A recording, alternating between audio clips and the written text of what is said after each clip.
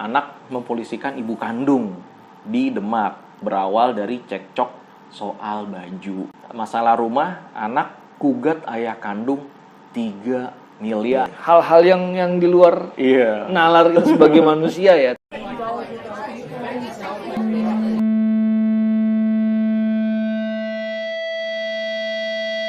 Assalamualaikum warahmatullahi wabarakatuh. Gue Ludit. Gue Rudi. Kita balik lagi di channel Beer Talk.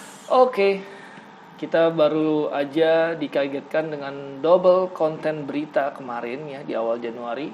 Ini ada 2 berita. Ada 2 berita. Satu ibunya dituntut ya, sama anaknya. yang satu lagi bapaknya dituntut juga sama anaknya. Tapi dua-duanya sama masuk ke meja hijau. Iya. Nah ini hal-hal yang di luar nalar kita sebagai manusia ya, tapi ya kejadian terjadi gitu. Biar kita nggak hoax, kita ngambil berita ini juga dari official resminya berita online ya. Seperti yang udah kita rangkum, dilansir oleh detik.com tanggal 9 Januari 2021 nih, baru banget ya di bulan ini. Itu tadi udah disebutin, anak mempolisikan ibu kandung di Demak. Berawal dari cekcok soal baju. Ini kan masalahnya.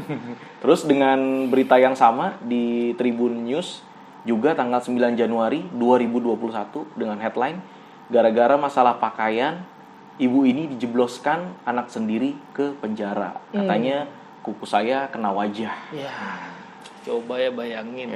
Kuku kena wajah ya. Waktu masih kecil, lu pernah kasih cakram anak lo kalau lagi kecil? Udah kena semuanya. Udah kena semua. Dilempar HP hidung jadi aduh gitu. Tapi nah ini sabar ya harusnya sebagai orang tua, malah ini kok anaknya malah nggak sabar sama orang tua nih. Yang tadi yang kasus kedua juga ya, kita ambil juga dari berita resmi tadi di Detik ya, tanggal 19 Januari yang menyatakan masalah rumah, anak gugat ayah kandung 3 miliar di Bandung. Dengan berita yang sama juga di CNN Indonesia, beda 1 hari, itu di tanggal 20 Januari 2021. Wah, ini baru banget ya. Itu perkara rumah, anak gugat ayah kandung 3 miliar di Bandung. Wow, lu udah baca ya beritanya sedikit ya? Dikit sih. Cuman intinya tuh kayak gimana tuh sebenarnya tuh? Jadi kalau lihat gue pernah dengar yang klarifikasi anaknya. Gitu, anaknya yang ini anak sama ibunya nih ya, anak perempuan. Cuman dari klarifikasinya walaupun secara nggak detail, tapi terlihat bahwa ya apa yang dia lakukan tuh merasa dia benar.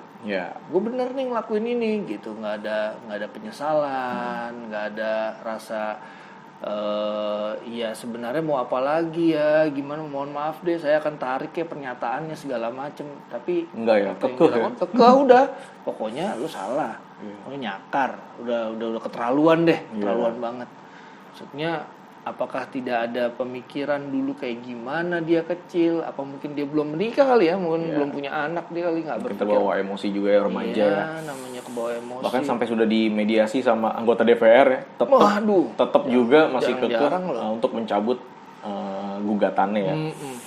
Ya, intinya tuh beritanya tuh yang pertama, sang anak merasa didorong ya sama ibunya dan akhirnya nggak terima. Itu sedikit. Yang kedua, yang bapak dituntut 3 miliar itu intinya karena masalah hak waris ya, dan sewa menyewa. Akhirnya anaknya menuntut bapaknya 3 miliar. Jadi dia berhak apa, merasa berhak atau gimana? Iya, merasa berhak karena dia menyewa ke bapaknya gitu ya, kalau nggak salah ya. Jadi bapak itu punya tanah disewakan ke anaknya, sudah dibayar, tapi bapaknya mengembalikan uang anaknya karena ada hak orang lain di tanah itu, yaitu adik-adiknya. Anaknya nggak terima.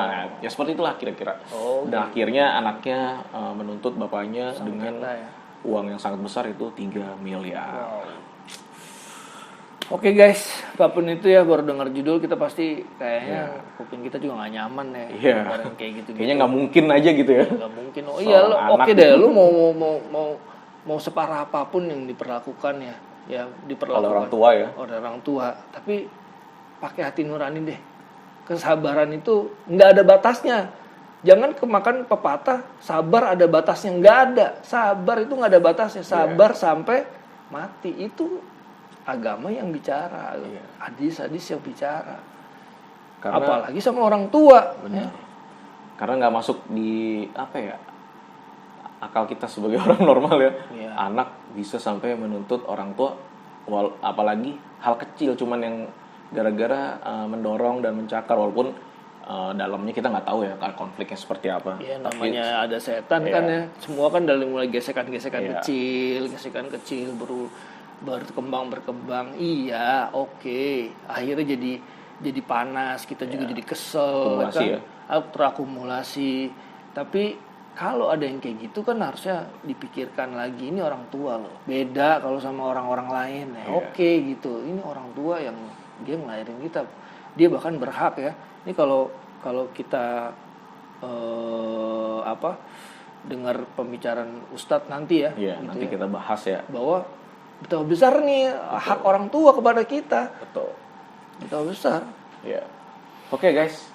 Jadi vlog konten kita kali ini dengan isu yang tadi udah kita sebutin di depan, itu semata-mata untuk mereview kembali dan mencoba mengingatkan gue ya, lo, pokoknya kita semua ya, bagaimana sih kedudukan orang tua, kedudukan anak, terus bagaimana tentang harta si anak, dan bagaimana dengan kasih sayang atau cinta antara anak orang tua dan orang tua ke anak. Ya, supaya kita bisa punya peran ya.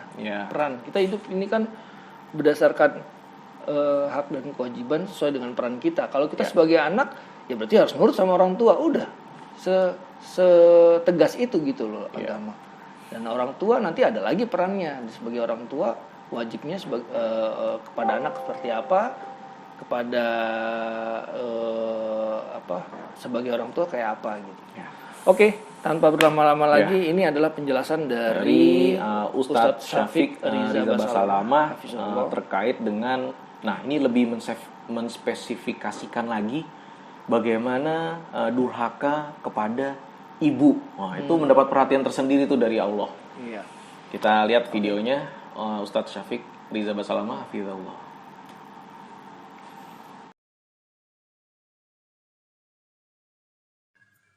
Berkaitan dengan ibu, ada larangan khusus durhaka kepada ibu. Rasulullah SAW melarang an uquqil ummahat, durhaka sama ibu. Kenapa kok tidak kepada kedua orang tua? Nah, kita dilarang durhaka kepada orang tua kita. Tapi kepada ibu kita lebih dahsyat lagi. Para ulama menjelaskan kenapa, karena kehormatan mereka lebih di atas ayah.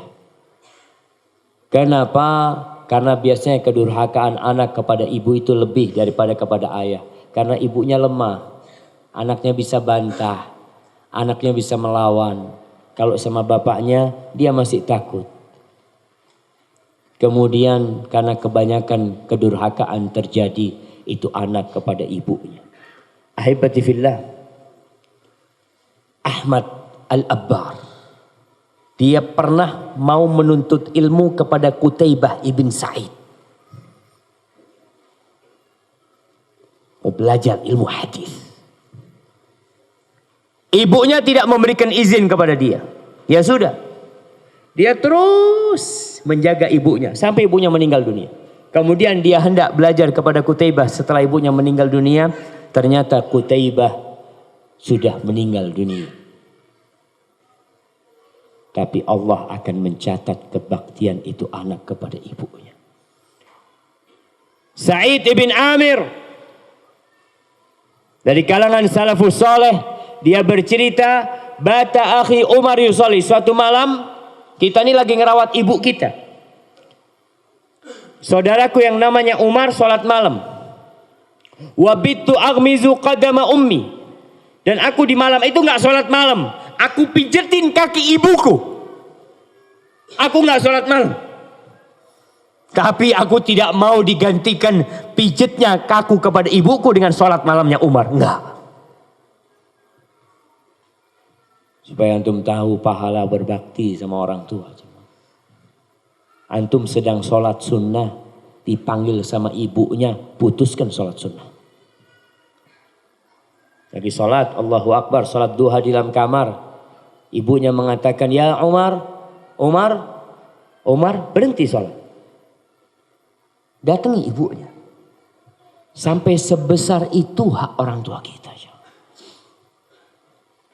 Umar bin Khattab radhiyallahu taala anhu pernah kedatangan seseorang, dia cerita,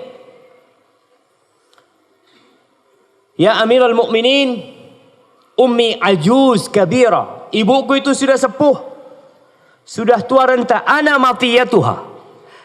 Dulu nggak ada kursi roda, pada masa itu. Yang ada, aku ini menjadi tunggangan ibuku. Ibuku naik di punggungku. Dan aku berusaha untuk melakukan segala yang dilakukan ibuku dulu kepadaku ketika aku kecil. Kadangkala dia harus merawat ibunya, membersihkan ibunya. Orang ini bertanya kepada Amirul Mukminin, mengatakan, "Fahal addaitu syukraha?" Apakah aku sudah membalas budi ibuku dengan cara aku melakukan itu semua? Apa kata Umar bin Khattab? La.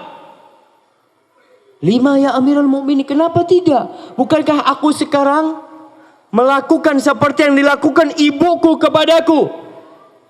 Kata Umar bin Khattab radhiyallahu taala anhu, innaka taf'alu dzalika biha wa anta tatamanna mautaha likai tastarih. Engkau melakukan itu kepada ibumu sekarang dengan harapan ibumu segera mati agar engkau istirahat dari merawat ibumu. Sedangkan ibumu dulu merawatmu ketika engkau sakit, ketika engkau kecil, dia berharap engkau hidup. Sedangkan sekarang engkau berharap ibumu mati, maka nggak sama. Itu cerita Umar bin Khattab. Abdullah bin Umar bin Khattab punya cerita juga.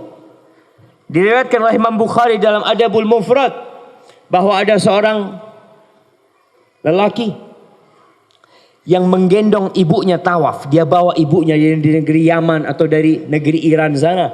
Dia bawa ibunya untuk berhaji. Dia bawa tawaf ibunya di sekitar Ka'bah. Lalu dia berjumpa dengan Abdullah bin Umar bin Khattab. Sambil dia bersenandung, inni ana ba'iruhal mudhallal in uz'irat rikabuha lam uz'ar. Aku ni tunggangan ibuku yang sangat sopan, yang sangat santun. Kalau ditakut-takutin onta-onta itu kabur, kalau aku nggak pernah kabur. Lalu dia berjumpa dengan Abdullah bin Umar, mengatakan, atarani jazaituha. Menurutmu apakah aku sudah membalas budi ibuku? Abdullah bin Umar mengatakan, la wala bi talqatin min talaqatiha. Engkau belum membalas dia satu rasa sakit ibu. Subhanallah jemaah. Ketika melahirkan, wanita itu merasakan sakit. Allahu Akbar jemaah.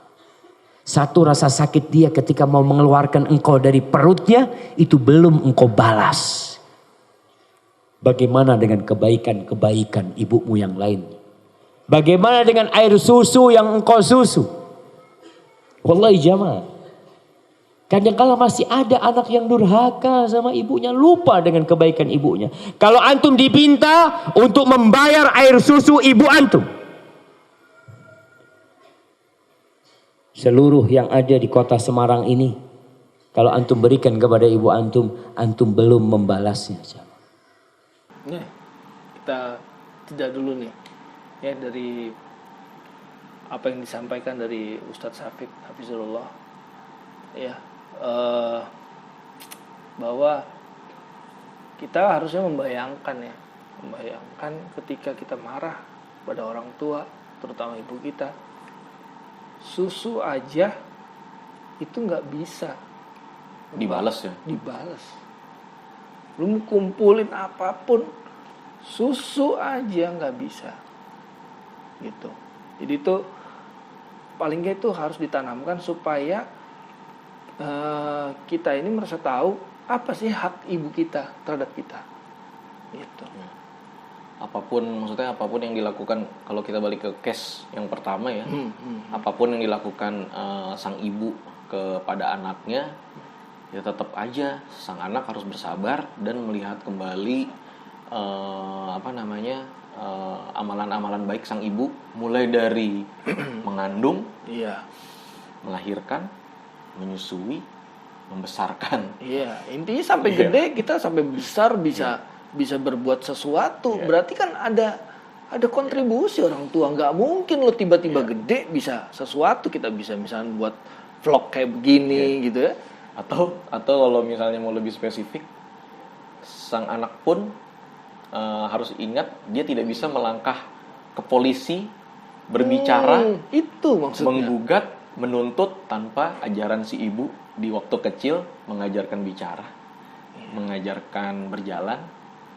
Nah, mungkin kalau lebih spesifik ke situ, wah itu bukan ngajarin ke polisinya, bukan. Tapi lu gimana caranya? Mengajarkan untuk berbicara ya. Basic-basicnya kan, basicnya ngajarin bicara. Ya intinya bisa begini nih karena siapa gitu.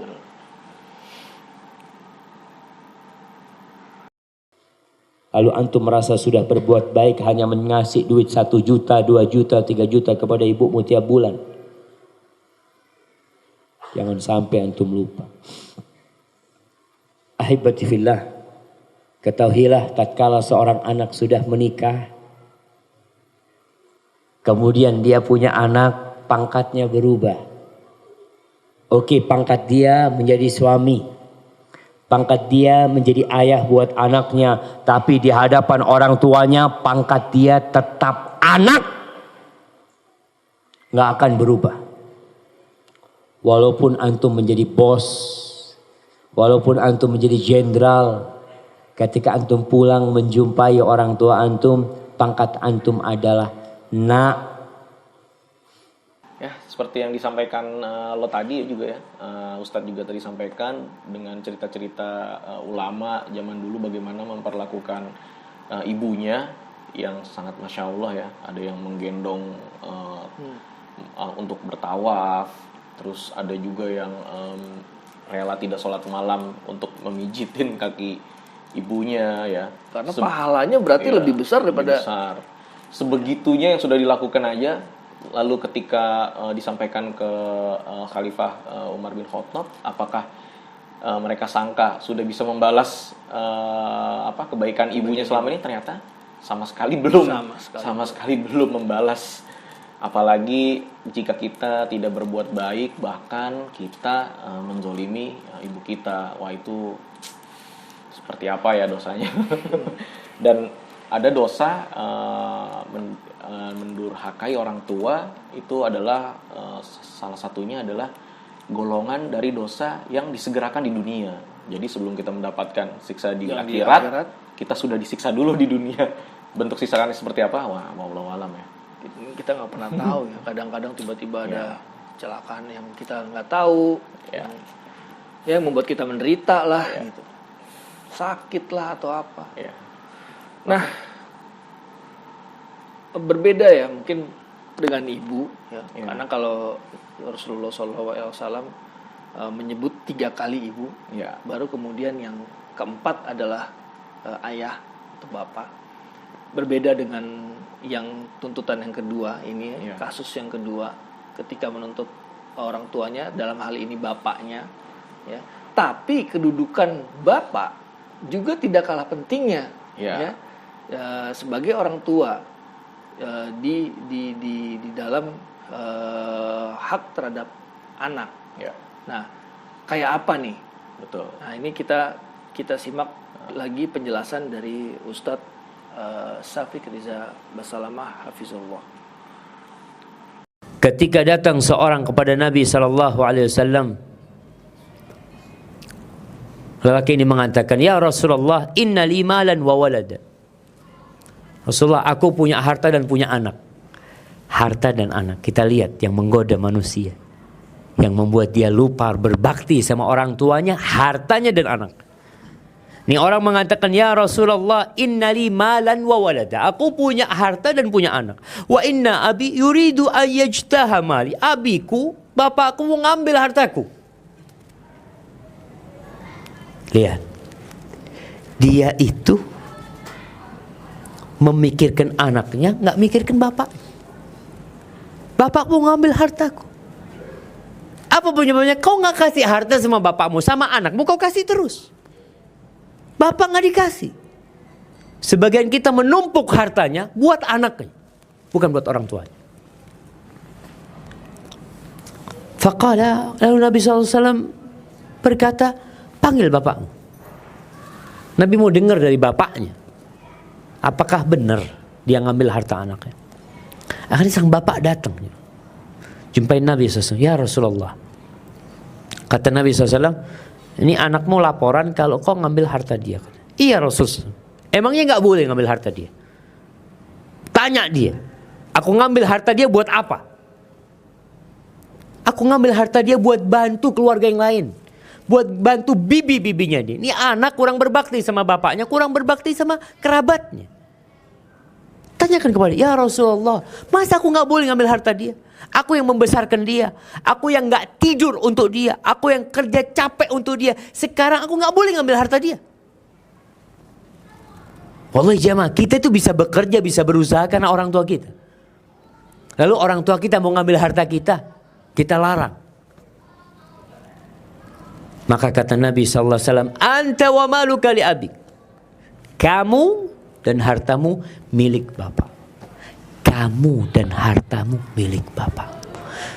Di sini para ulama berpendapat kalau orang tua bunuh anaknya itu nggak dikisos.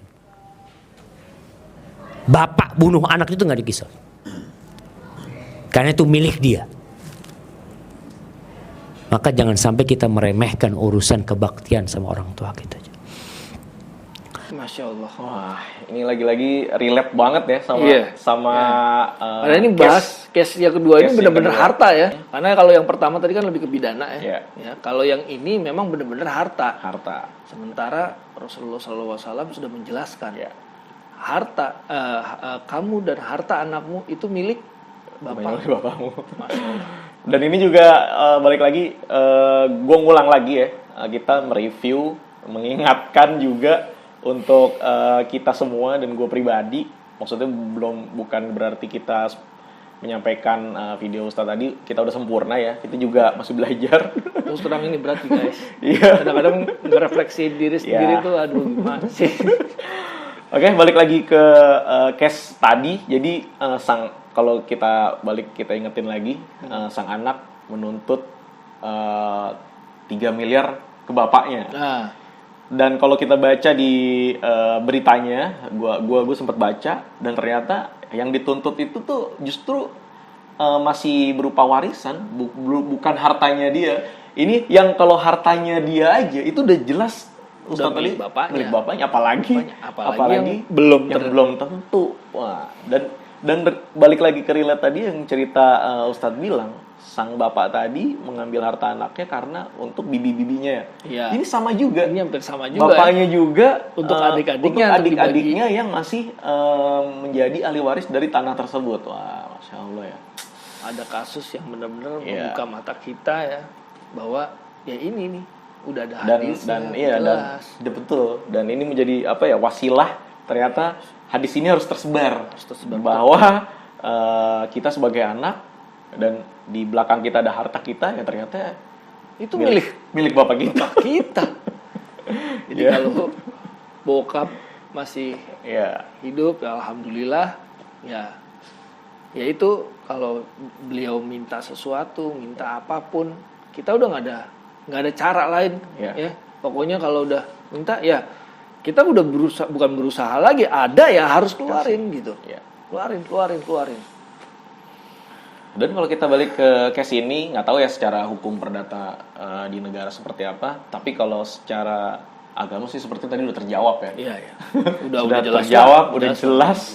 Itu hal yang tidak mungkin dilakukan ya, karena ya balik lagi ke tadi seperti yang Ustadz sampaikan. Oke guys, terakhir gue pernah dapat video dari Ustadz juga, dan kebetulan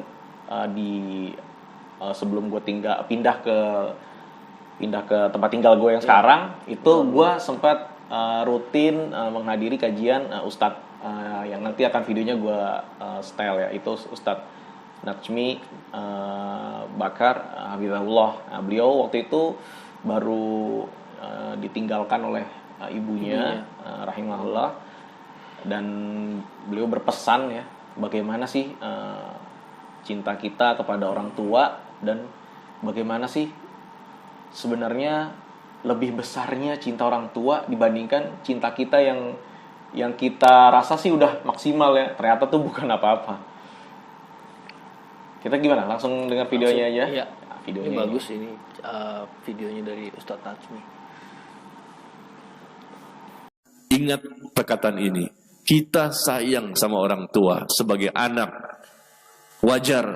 Memang orang tua lah yang telah memberikan begitu banyak kebaikan kepada kita. Kita sayang, kita rindu, kita cinta kepada orang tua. Tapi ketahuilah, orang tua lebih dahsyat sayangnya kepada anak dibandingkan anak sayangnya kepada orang tua. Dan itu kita dapatkan dalam kehidupan kita sehari-hari. Ketika orang tua sudah meninggal dunia, baru kita bisa merasakan bahwa tidak ada lagi orang yang sangat perhatian kepada kita, yang sangat memberikan bantuan, memberikan perhatian dan doa-doa yang selalu dipanjatkan kepada kita siang dan malam.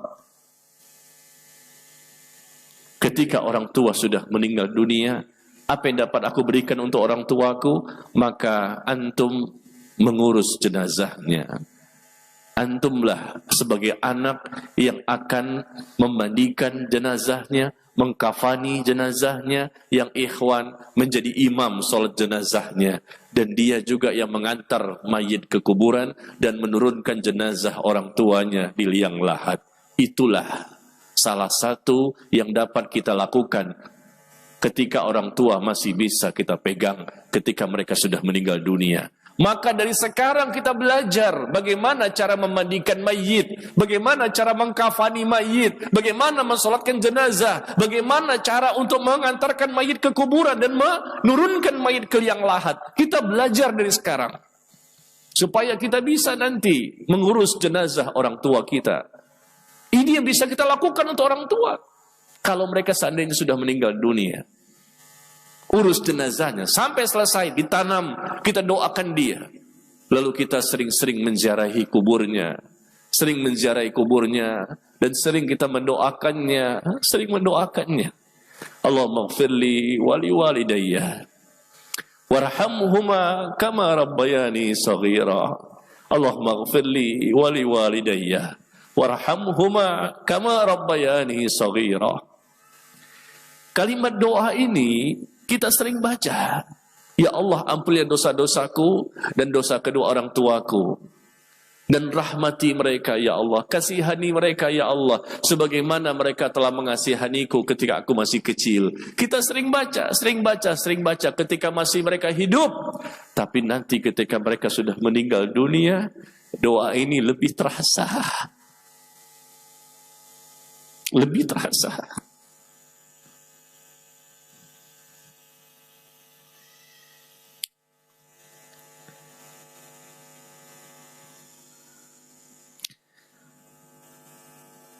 Karena baru seminggu yang lalu ibu saya juga meninggal dunia. Baru seminggu yang lalu. Di hari Kamis meninggal dunia. Dan di hari Jumat kita kuburkan. Dan lebih berasa saat ini.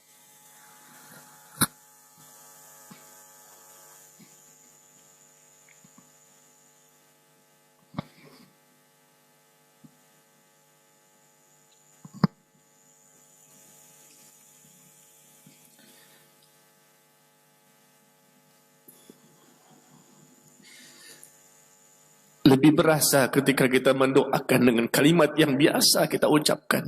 Rabbi ighfirli, Allahumma ighfirli wali walidayya warhamhuma kama rabbayani shaghira. Sekarang lebih berasa karena memang orang tua, salah satu orang tua yaitu ibu tadi sudah meninggal dunia. Lalu kita terbayang wajahnya yang sangat sayang kepada kita.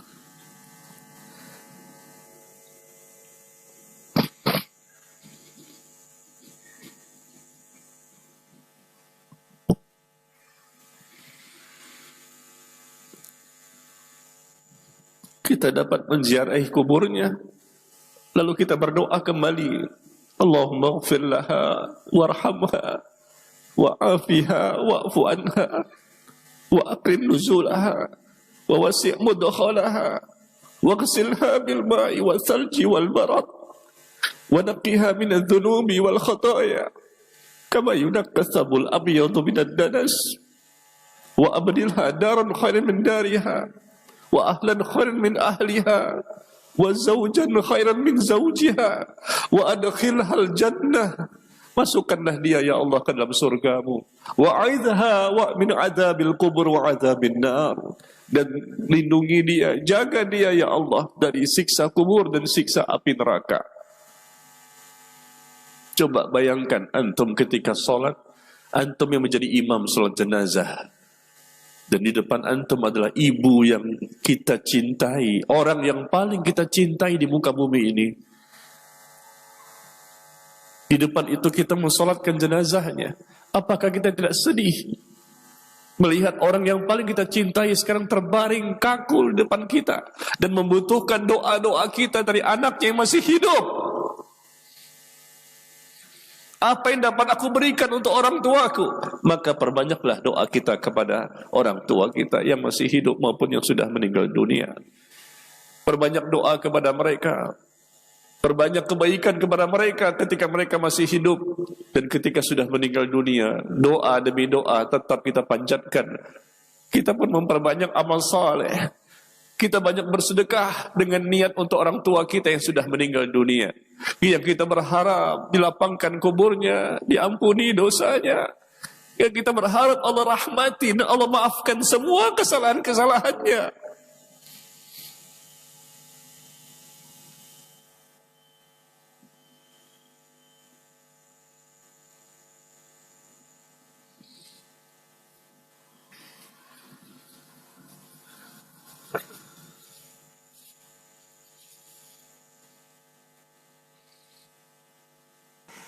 Oke guys, dari video yang tadi Ustadz Najmi sampaikan, kalau gue cuman berpikir satu aja ya, maksudnya dari balik lagi ke case yang tadi di awal ya, sang ibu yang pasti sudah berumur ya, pasti 50 ke atas, dan di sini yang bapak yang dituntut sekitar 80 tahun umurnya.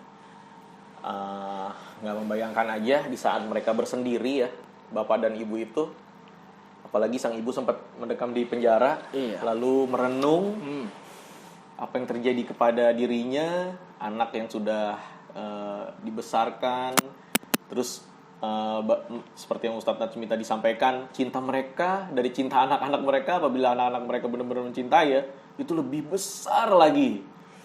Dan mungkin, bukan tidak mungkin ya, maksudnya sang ibu pun bahkan mungkin ya rela di penjara demi anaknya. Jika dipilihkan apakah anaknya yang harus dipenjara atau ibunya mau menuntut balik, gua rasa ibunya pasti juga tidak. bisa bakalan tidak. Ya. Ya. Seperti tadi Ustadz Najmi kasih tahu, kita sampaikan kalau cintanya seorang ibu atau orang tua itu lebih besar daripada. Dan sang bapak pun mungkin juga seperti itu ya.